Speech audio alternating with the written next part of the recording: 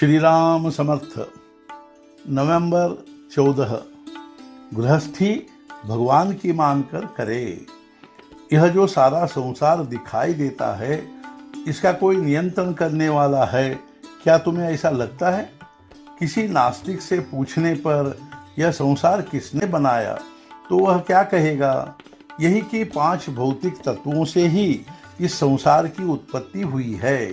किंतु फिर ये तत्व भी आखिर किसने बनाया, इस पर वह कहेगा कि वह कुछ समझ में नहीं आता।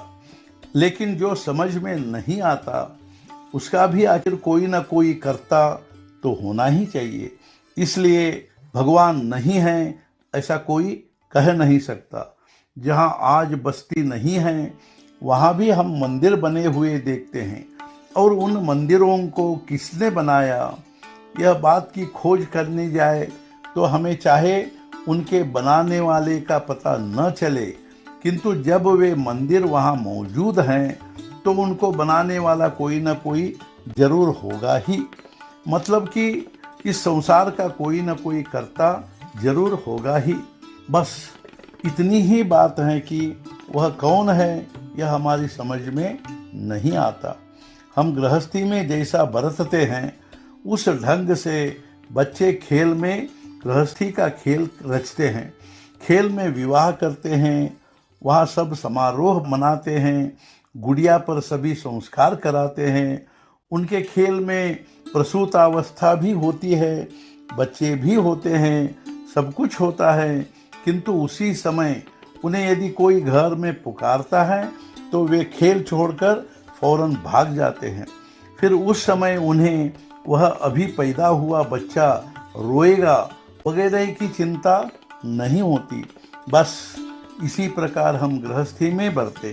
जब सभी कुछ भगवान का ही किया है तो उसका पालन भी वही करता है, और संहार करने वाला भी वही है।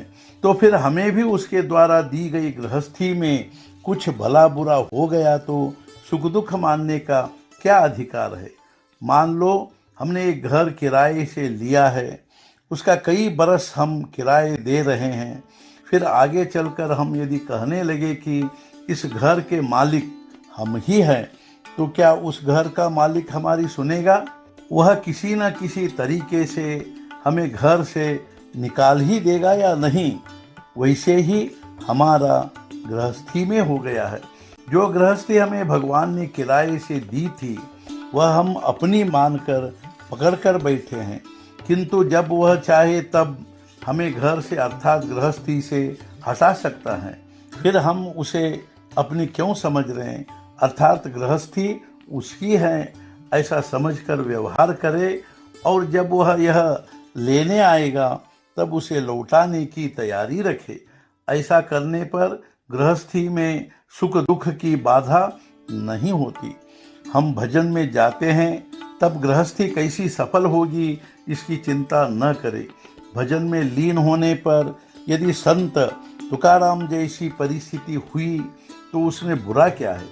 मानो कि वैसा नहीं हुआ तो गृहस्थी तो चल ही रही है। गृहस्थी में रोते रहने की अपेक्षा राम नाम लेकर आनंद में रहे। कुछ दिन तो राम पर पूरा भरोसा डालकर रहने का अनुभव लो। मन निश्चय ही चिंता मुक्त होगा, पूर्ण निष्ठा पैदा होगी। आज का मुख्य विचार, यह पूर्ण विश्व और गृहस्थी ईश्वर की है। गृहस्थी जिसकी है उसे दे दे, और हम